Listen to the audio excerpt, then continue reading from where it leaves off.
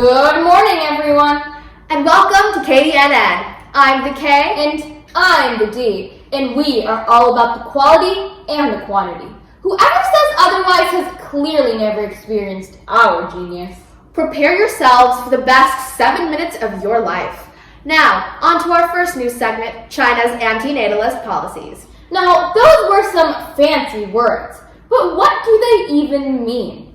Anti-natalist policies are basically rules put in place to reduce the amount of births in a country. China decided to superimpose these policies on the citizens as a solution to overpopulation. Too bad they didn't have the infinity gauntlet around though, because China's anti-natalist policies led to multiple negative consequences. While these Chinese laws have caused controversy over the years, the introduction of the one-child policy got some mixed results. Anyone who didn't follow these rules were subjected to harsh punishments like fines, forced abortions, and reduced salaries. It was a win-win for the government because they mooched money off the citizens and were successfully able to reduce the population. Until the elderly dependency ratio attacked. With people marrying later in life and limited to giving birth to one kid, the number of old people rapidly increased. Although the economy steadily rose for a while, the saying, "everything goes up, must come down," exists for a reason. This happened because there weren't enough middle-aged people to fill up all the jobs the country required to be done, since most of the elderly didn't work. Many businesses suffered from these losses too. But on the bright side, retirement homes probably did amazing. Since most people were restricted to one child, the population dropped over the course of 30 years. The goal population rate was 1%, so officials did everything in their power to persuade people to go along with their rules. As you can see in the population graph, there wasn't a significant increase in the number of individuals. The citizens were brainwashed, like the people from The Giver, through PSAs about contraception, incentives to follow the new policies set in place, and substantive fines for not cooperating. Within 5 years, the population growth rate fell to around 1.8%, which significantly impacted the employment rates. After a while, precisely 28 years later, the government realized that they might have possibly made a mistake.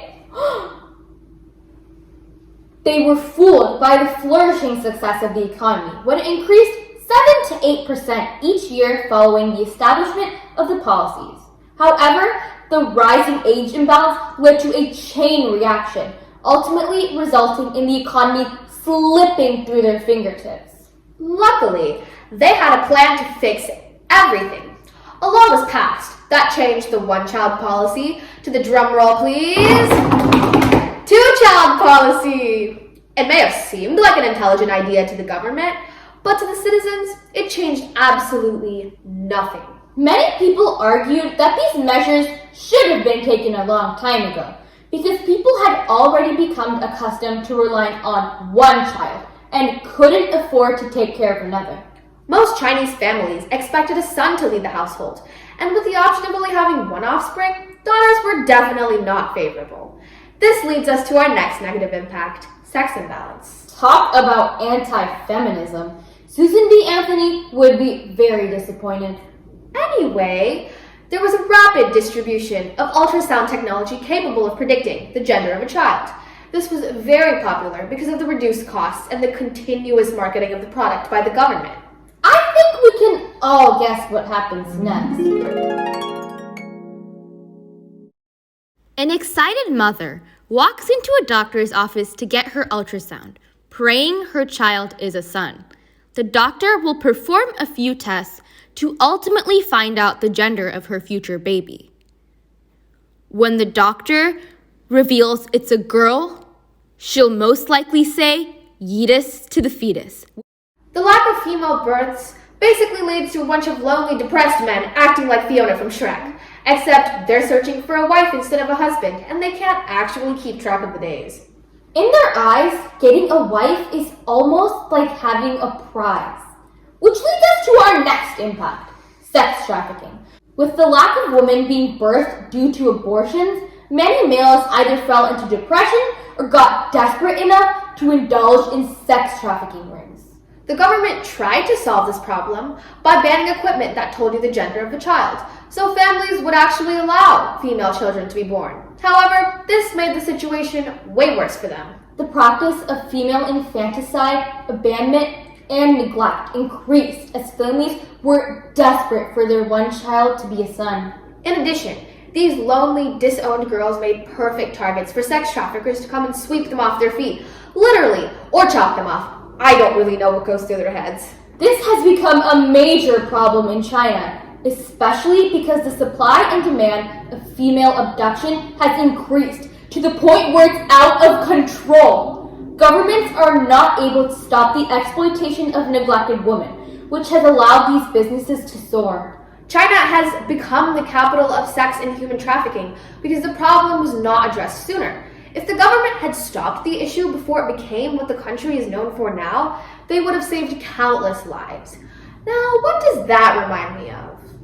Corona. In conclusion, forced population reduction kinda sucked for the girls in China. The government may have gone in with good intentions, but they weren't prepared on how to handle the consequences. Like, at all. Modifying the policies was a valiant effort. But the damage was too deep for the citizens to change their lifestyle after so long. As you can see, the economy pulled a fast one because of the rise of old people, men overshadowing women due to female abortions, and let's just say there were a lot of creepy dudes driving white vans with no windows. Well, that's it for our news segment today, everyone. I hope you enjoyed listening to us ramble and probably heavily offend the Chinese government. There is a very important lesson to take away from here. If someone asks you if you want candy, run like hell! It's the KDN Network, the best news you'll hear all day.